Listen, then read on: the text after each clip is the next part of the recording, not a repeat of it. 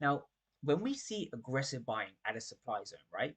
What we want to see is, are these aggressive buyers being rewarded?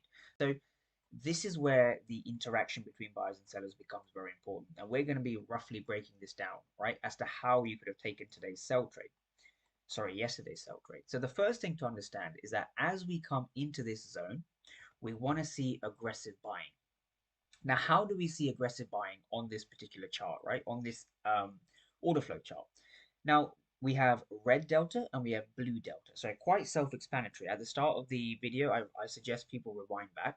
You had negative delta and positive delta, right? So the positive delta represents more aggressive buying and the negative delta represents more aggressive selling. So when we see lots of positive delta at this supply zone, what does that indicate, right? So we see price aggressively buying into this zone, right? So we see aggressive buyers over here. So this is through the positive delta, right? So the positive delta shows aggressive buying. I'll just write AGG for short, right? This is aggressive buying. Now, when we see aggressive buying at a supply zone, right? What we want to see is, are these aggressive buyers being rewarded?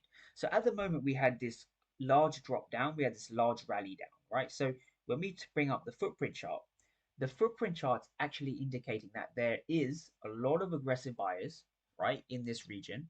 There's a lot of aggressive buyers over here which are not being rewarded, right? Those aggressive buyers are not being rewarded, and price eventually heads down.